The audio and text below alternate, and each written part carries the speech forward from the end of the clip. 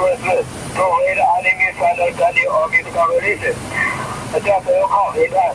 Leave the area and stay away from it. Over. Sa layong 53 nautical miles mula sa Bajo de Masinloc, nakatanggap na ng radio challenge ang PCG aircraft mula sa PLA Navy 544. Hindi na yan huminto sa pag-radio challenge at sumama na rin ang PLA Air Force hanggang makarating na sa Bahura. Pero ang PCG patuloy na sumasagot sa radio challenge na ginigiit na ang Pilipinas ang may karapatan sa lugar batay sa international law at nasa 200 nautical miles exclusive economic zone ito ng Pilipinas. Isang araw matapos makumpirma ng Philippine Coast Guard na ninanggal na ang floating platform sa Bajo de Masinloc. Muling nagsagawa ng Maritime Domain Awareness Flight ang PCG ngayong araw upang patuloy na i-monitor ang mga galaw ng China sa Bajo de Masinloc. Nakumpirma na wala na ang floating platform, subalit pinalitan ito ng isang makabagong Tongji Chinese research vessel. But this time, this is the first time we documented this Chinese research vessel.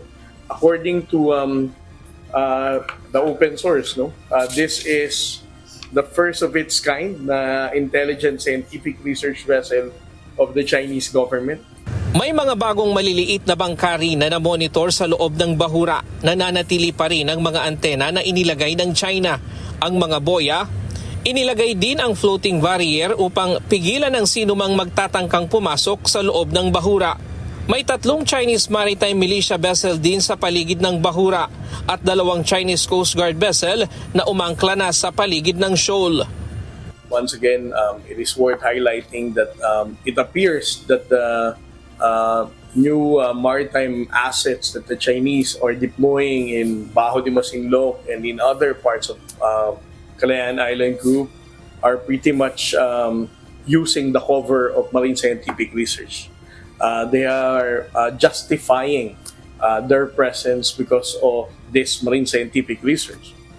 Babala ni retired Supreme Court Senior Associate Justice Antonio Carpio kung hindi kikilos ang pamahalaan laban sa mga hakbang ng China sa West Philippine Sea. Maaaring gamitin ito ng Beijing bilang patunay na walang pagtutol ang Pilipinas sa kanilang mga aksyon sa lugar. Well, after 2 to 3 years, China will say, oh, we already own this because you already impliedly consented. You did not oppose us. You remained silent. So if we delay, it's really helping China. Binigyang din ni Carpio na hindi dapat magpakampante ang Pilipinas sa pag-aalis ng China sa inilagay nitong floating platform sa Bajo de Masinloc. Paliwanag niya, nananatili pa rin ang deklarasyon ng China sa Bajo de Masinloc bilang isang nature reserve na maaaring magsilbing daan para sa paglalagay ng mga pasilidad at higit pang pagpapalakas ng presensya nito sa naturang bahagi ng EEZ ng bansa. They can send a bigger platform next time. Actually, they constructed a very big floating platform and the military analysts who saw it when it was completed, they said they will put that on Scarborough Shoal, but they put it in the Paracels, but they can always move it anytime.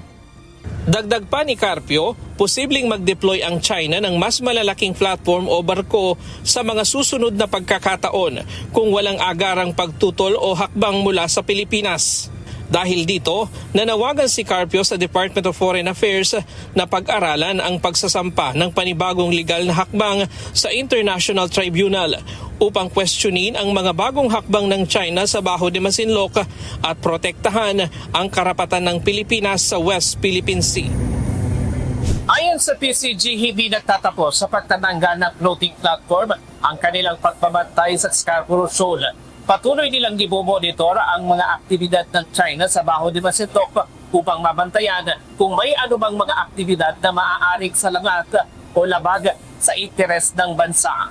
Ryan Nakatale, UNTV News and Rescue. Diyos ang aming satigan, serbisyo publiko ang aming pinakahalagahan.